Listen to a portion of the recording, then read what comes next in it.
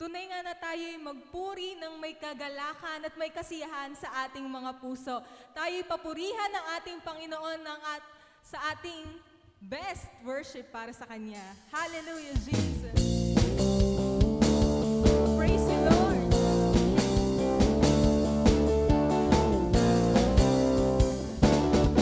May galak, may saya, may tuwa sa piling ng Diyos, sapagkat hirap ng puso ay naglalaho.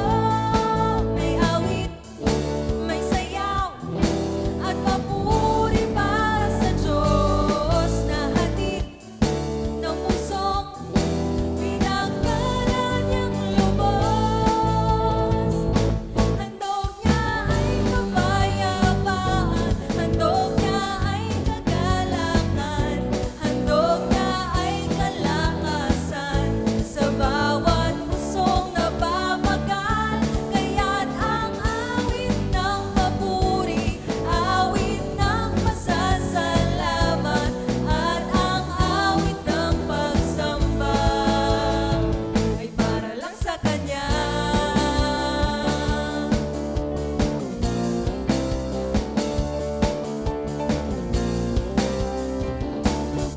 May galak, may saya, may tuwa sa piling ng Diyos, sapagkat hirap ng puso ay naglalaho. May awit, may sayaw, at papuri para sa Diyos, na hatid ng pusong pinagkaloob niyang lubos.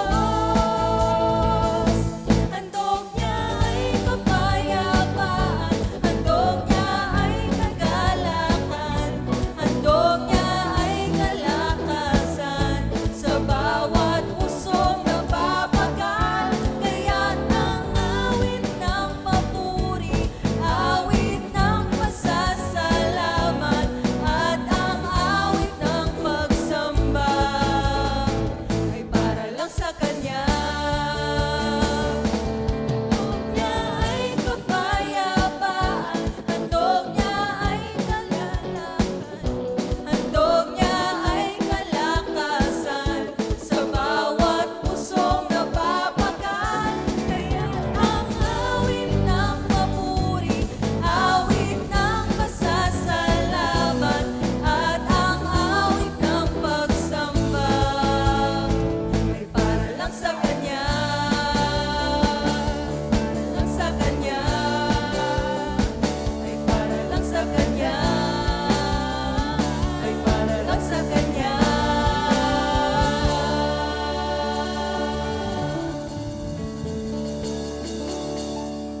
Praise you, Jesus. Praise you, Lord.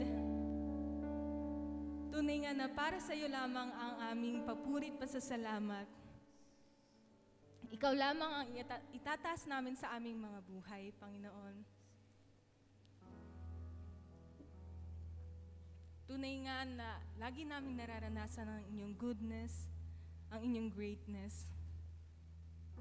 Kaya't patuloy ka naming papapurihan, patuloy ka naming papasalamatan. We praise you, Lord. Hallelujah.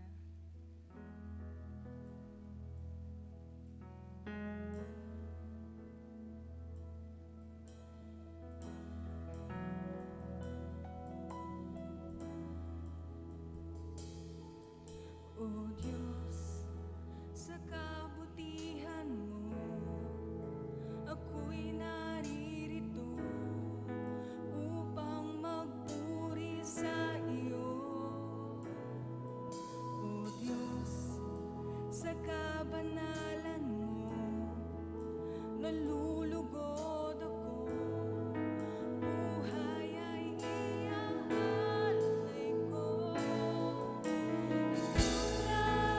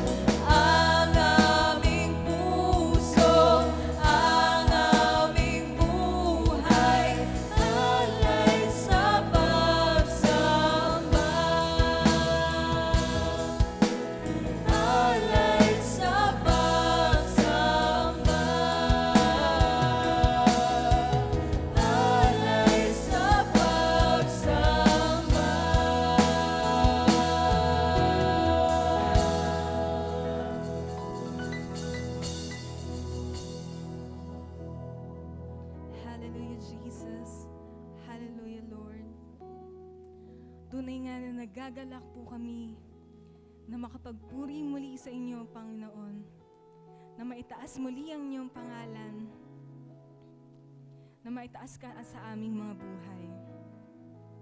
Lord, tunay nga na ang lahat ng aming mga papuri at pagsamba ay tanging sa iyo lamang namin niaalay.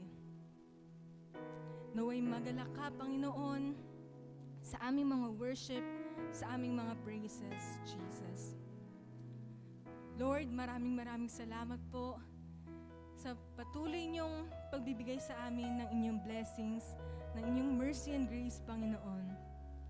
Tunay nga na araw-araw naming nararanasan ng inyong pagmamahal at pag-iingat sa amin, sa aming mga buhay at sa aming mga pamilya, Panginoon.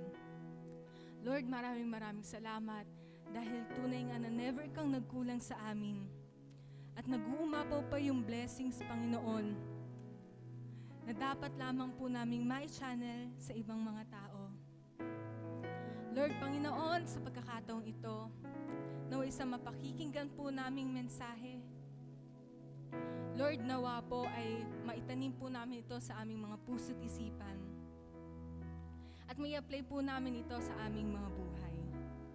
Lord, sa pagkakataong ito, bigyan niyo po kami ng focus, bigyan niyo po kami ng wisdom, open our hearts, Panginoon, and open our minds upang ma-maximize po namin ang lahat ng words, ang lahat ng learnings, Panginoon, na mapapakinggan po namin sa pagkakataong ito. Maraming salamat po, Panginoon. Lukubin niyo po kami ng inyong banal na dugo, Panginoon, at inataas ka po namin sa aming mga buhay. Maraming salamat po. Ito po ang aming samot dalangin sa pangalan ni Jesus. Amen. Ihanda na po natin ang ating mga puso't isipan sa mapakikinggan po nating mensahe na ihahatid sa atin ng ating Pastor Roy Navarro. Isang mapagpalang umaga po sa ating lahat sa pangalan ng ating Panginoon. Tayo po ay mag-aaral po ng salita ng Diyos sa umagang ito at ito po ay makita po natin sa unang Timoteo 6:18. Ganito po ang sinasabi ng salita ng Diyos. Turuan mo silang gumawa ng mabuti, magpakayaman sa mabubuting gawa, maging bukas ang palad at matulungin sa kapwa. Tayo po ay manalangin. Ama namin Diyos na makapangyarihan sa lahat, salamat po sa mabiyayang umagang ito. Dalangin po namin naman na kayo po ay magpala sa aming pong buhay, sa magitan po ng mga salita po ninyo na aming pag-aaralan ngayong umaga. Dalangin po namin, Panginoon, na maging kalakasan po namin ito, maging sandata po namin sa paglakad po namin sa magulong sanlibutan. Salamat po dakilang Diyos, sa pangalan ni Jesus at mga po namin. Amen. Ang tatalakayin po natin ngayong umaga, mga kapatid, ay may kinalaman po sa pagiging bukas palad. Pag sinabi pong bukas palad, ito po ay paggawa ng mabuti sa atin pong kapwa. Ayan. At ito nga po yung tagubili ni Apostol Pablo kay Timoteo sa 1 Timothy 6:18. Turuan mo silang gumawa ng mabuti, magpakayaman sa mabuting gawa, maging bukas ang palad at matulungin sa kapwa. Napakahalagang tagubili na kung saan kinakailangan pong maituro sa buhay ng bawat tao. Tandaan po natin, mga kapatid, tayo po ay nakadesenyo sa mga mabubuting bagay. Kung bakit po tayo nilikha ng Diyos, dahil ang buhay po natin ay nakadesenyo sa paggawa ng mabuti. Yun po yung layunin ni Lord na dapat mangyari sa ating pong buhay. Meron pong isang magsasaka na matyaga pong nagsasabog ng pananim sa kanya pong malawak na bukirin. At dumating po yung paglipas ng mga panahon, tumubo yung kanya pong mga pananim, namunga ng marami at ito po yung nagdulot po sa kanya ng maraming pagpapala. Gayon din po yung pagiging bukas palad, mga kapatid. Kung tayo po yung magiging bukas palad, ito po yung maihalin tulad po natin sa pagtatanim ng kabutihan sa atin pong kapwa. At yan po yung nais ng Diyos na mangyari sa buhay natin bilang kanya pong mga anak. Ngayong umaga, tatalakayin po natin yung 7 bunga ng pagiging bukas palad. At ang una nga po dyan, kung tayo po yung magiging bukas palad, ang sabi po ng unang puntos po natin, magbubukas ng kasaganaan ito sa ating pong buhay. Sa madaling sabi, ang sabi po ng Kawikaan 11:25, ang taong matulungin ay luluwag ang pamumuhay at ang marunong tumulong ay tiyak na tutulungan. Ibig sabihin po ng Kawikaan 11:25, ang ating pong buhay ay magiging alulod ng pagpapala ng Panginoon sa iba. Pagpapalain ni Lord yung buhay natin, magbubukas ang kasaganaan sa buhay po natin upang ang ating buhay din naman ay maging pagpapala sa ibang tao. Dapat po, bilang mga mananampalataya, makita mo yung pangunahing pangangailangan ng mga tao na kapaligid po sa atin. Lalo na sa panahon po natin ngayon, 3 malalakas na bagyo po yung ating pong yung tumama sa ating pong bansa at napakarami pong mga kababayan po natin ang talagang nawalan ng kabuhayan, na kailangan po ng tulong. Dito po natin i-apply mga kapatid yung ating pagiging bukas palad. Tandaan niyo po, mga Kristiyano man po siya o hindi, dapat willing po tayong tumulong basta't nakita po natin yung kanilang pangangailangan, dahil ito po yung magbubukas ng kasaganaan sa buhay po natin bilang mga mananampalataya. Pangalawa, ang pagiging bukas palad ay nagdudulot po sa atin ng panibagong sigla. Nagkakaroon po tayo ng kagalakan sa ating pong puso dahil sa ginagawa po natin kabutihan sa ating pong kapwa. Nakakaranas po tayo ng ibang kagalakan. Kagalakang hindi maibibigay po ng sanlibutan. Yun po yung nagaganap sa buhay ng isang taong bukas palad. Nagbubukas ng kasaganaan sa kanyang buhay, nagkakaroon po siya ng panibagong sigla kasi totoo yung ginagawa po natin kabutihan sa buhay po natin. Tandaan po natin, ang pagiging bukas palad po ay produkto ng isang puso na binago ng Diyos. Pagka binago ni Lord yung puso po natin, doon po magaganap yung ating pong pagiging bukas palad. Pangatlo, ang pagiging bukas palad ay aani po ng kabutihan. Aani po tayo ng kabutihan. Awit 112:6, hindi mabibigo ang taong matuwid, di malilimutan kahit isang saglit. Ang ibig po sabihin ng awit 112:6, pagka ikaw ay isang taong bukas palad o matulungin sa iyong kapwa, marami pong taong magmamahal sa iyo, marami pong tao ang mananalangin sa iyo, marami pong tao ang magmamalasakit sa iyo. Naalala ko nga po ang ating pong mahal na Pastor Romy, nung siya po'y lumisan sa ating pong piling, marami pong nalungkot. Marami pong tao ang nanghinayang dahil marami po siyang nagawang mabuti habang siya po'y nabubuhay sa sanlibutan ito. At alam ko po na ang ating pong Pastor Romy sa akin pong buhay, ako po'y nagpapatotoo na siya po ay bukas palad sa mga taong nangangailangan. Kaya nga po napakasarap pagka tayo po ay nakapagtatanim po ng mabuti dahil aanihin po natin ito. Maging ang ating pong mahal na obispo, di po ba? Nung siya po'y nawala, marami pong nalungkot, marami pong tao ang umiyak nang hinayang sa mga buhay po nila kasi marami po silang mga taong natulungan.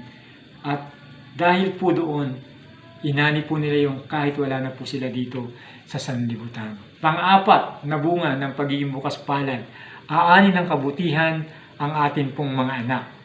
Tandaan niyo po, hindi lamang po tayo ang ani ng kabutihan, dadaloy po ito sa ating pong mga anak at maging sa ating pong mga apo ay dadaloy po ang kabutihan na ginagawa po natin. Ang sabi po ng awit 37 verse 25-26, matanda na ako't mulang pagkabata, sa tanang buhay ko'y walang nabalita na sa taong tapat ang Diyos nagpabaya o ang anak niya naging hampas lupa. Verse 26, sa lahat ng oras, bukas pa ang palad sa pagkakaloob, sa mga mahirap kapalaran niya ang nagiging anak. Napakaganda po ng mangyayari sa buhay po natin kung tayo po magiging bukas palad. Dahil yung kabutihan po ay dadaloy po ito sa ating pong mga anak. Napakaganda rin naman po, di po ba, na tayo po bilang mga magulang na ituturo po natin sa ating pong mga anak yung mabubuting bagay, lalo na po yung pagiging bukas palad, yung pagtulong sa kapwa, dahil darating po yung panahon na ito po yung kanila rin pong pakikinabangan. Panglima, ang pagiging bukas palad daw po ay nagtitipon ng kayamanan sa langit. Ang sabi nga po ng 1 Timothy verse 18 and 19, turuan mo silang gumawa ng mabuti, magpakayaman sa mabubuting gawa, maging bukas palad at matulungin sa kapwa. Verse 19, sa ganitong paraan sila ay makapag-iimpok para sa hinaharap at magkakamit ng tunay na buhay. Napakaganda po. Pagka tayo po pala ay bukas ang ating pong mga palad, ito po ay pag-iimpok ng kayamanan sa langit. Tandaan po natin mga kapatid, tanging mabubuting bagay lamang po ang pwede po natin maimpok sa karya ng langit. Yung mabubuting bagay na ating pong ginagawa sa libutan ito. Kaya habang binibigyan po tayo ng pagkakataon ng Diyos na mabuhay sa mundong ito, gumawa na po tayo ng mabuti. Magpakayaman po tayo sa kabutihan, tumulong po tayo sa ating pong kapwa, at magtanim po tayo sa bawat araw na ibinibigay sa ating ng Diyos ng kabutihan upang tayo po ay makapag-imbok ng kayamanan sa langit. Panganim, pagbabalik ng pasasalamat sa Diyos. Ang pagbibigay po ay isang paraan ng pagpapasalamat po natin sa isang Diyos na mabuti. Ang sabi nga po ng 2 Corinthians 9:11, pasasaganahin niya kayo sa lahat ng bagay para lalo kayong makatulong sa marami. Sa gayoy marami ang magpapasalamat sa Diyos sa tulong na dadalhin ko sa kanila. Ang purpose ni Lord kung bakit niya tayo pinagpapala upang tayo ay makatulong din naman sa maraming tao, sa mga taong nangangailangan. At sa ginagawa po natin ito, yung ginagawa po natin pagiging bukas palad, magdudulot po ito ng kabutihan sa puso po nila at sila po ay matututo pong magpasalamat sa Diyos na mabuti, sa Diyos na tapat sa ating pong buhay. Ito po yung pampito mga kapatid. Ito ay isang uri ng pagsamba sa Diyos. 2 Corinthians 9:13, ang bukas palad ninyong pagbibigay ay magpapatunay sa kanila ng matapat ninyong tinatalima ang mabuting balita ni Kristo, dahil diyan magpupuri sila sa Diyos. Yun po yung pangpito. Ang pagiging bukas palad ay isang uri ng pagsamba po natin sa Panginoon. Magiging bukas palad tayo dahil ito ay isang pagsamba natin sa Diyos. Napakahalaga po nito mga kapatid na nagbabalik tayo ng pagsamba sa Panginoon sa pamamagitan ng ating pagbibigay.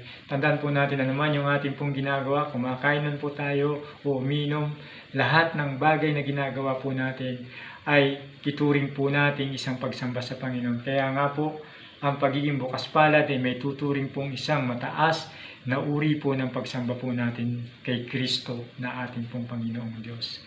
At ang resulta po nito mga kapatid, dahil po sa ginagawa po nating pagtulong sa ating pong kapwa, marami pong mga kaluluwa ang pwede po natin madala sa Panginoon.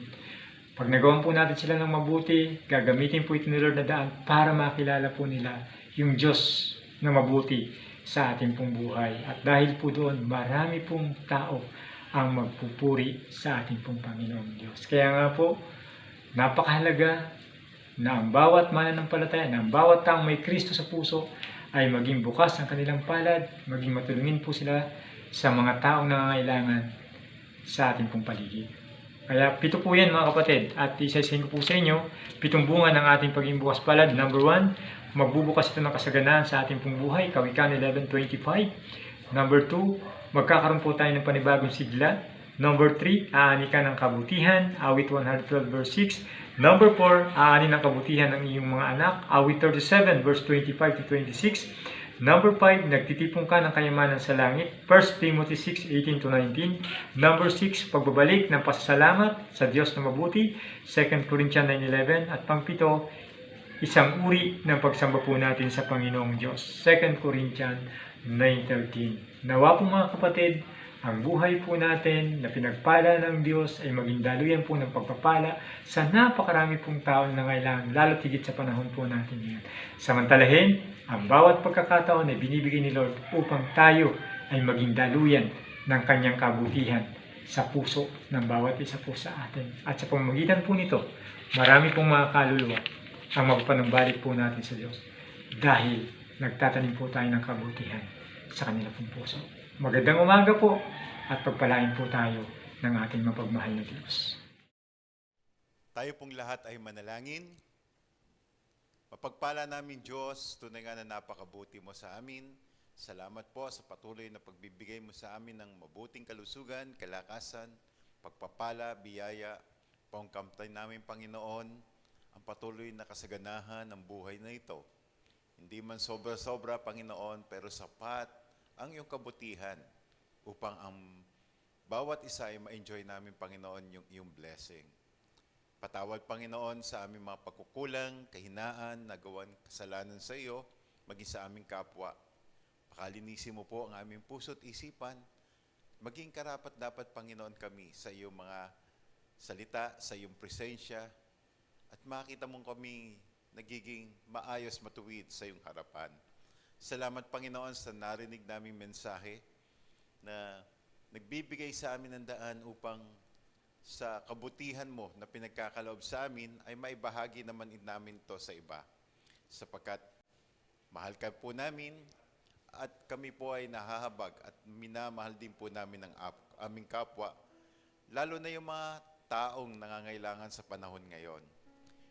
Pinapanalangin din po namin sila sa iyo, dakilang Diyos, na extend mo ang iyong kamay, yung mabuting palad sa kanila, Panginoon, upang ilumin ang kanilang mga damdamin sa kasalukuyan ito, lalo na yung mga nasawi o nawala ng mahal sa buhay dahil po sa COVID. Gayon din, Panginoon, sa mga nasawi sa bagyong, mga dumaan sa aming bansa, at sa iba't ibang mga sakuna. Dakilang Diyos, samahan mo po sila, aliwin mo po sila at tulungan. Maging yung mga napinsala sa mga nagdaang bagyo, dakilang Diyos, sa kabila ng kahirapan, sa kabila ng lahat, gamitin mo po, Panginoon, ng mga tao, nahihipoy mo upang mag-extend ng pagpapala sa kanila. Maging ang aming iglesia, maging ang aming mga nananalangin sa oras na ito.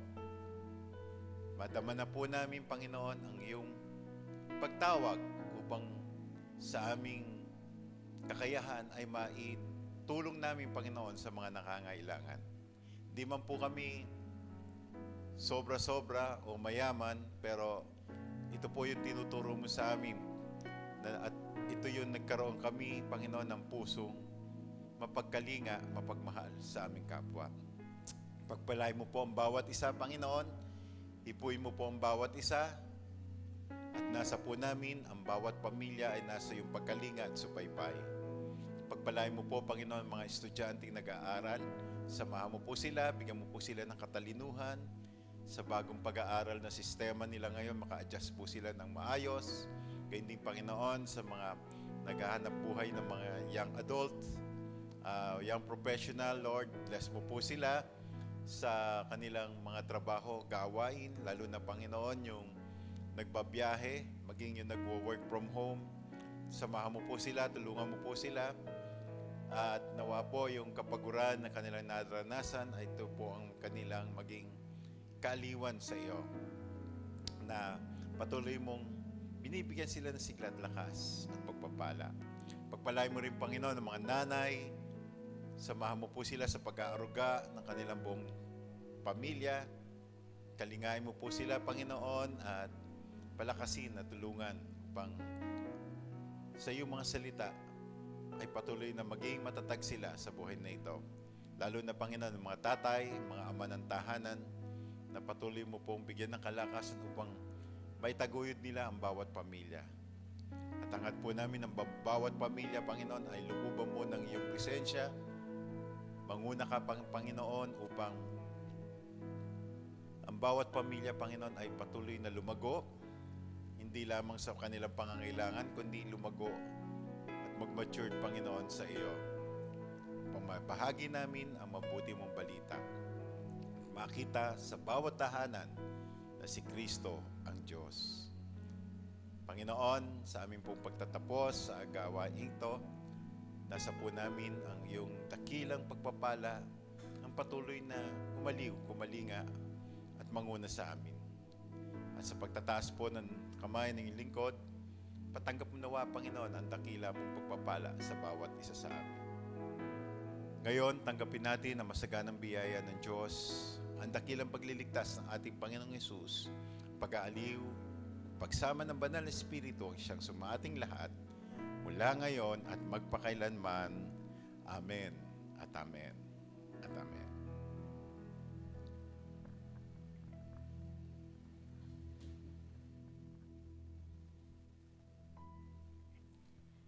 Sa mga first time po na makapanood ng ating live streaming, welcome po to the IBD family. And we hope to see you again on our next live streamings.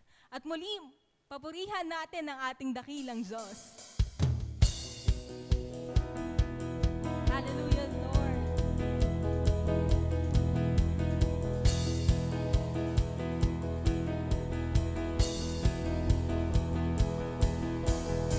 Pasasalamat ang alay ko sa iyo, walang katulad. Ang kabutihan mo, binigyang kulay. Ang buhay kong ito, ako'y magsasaya.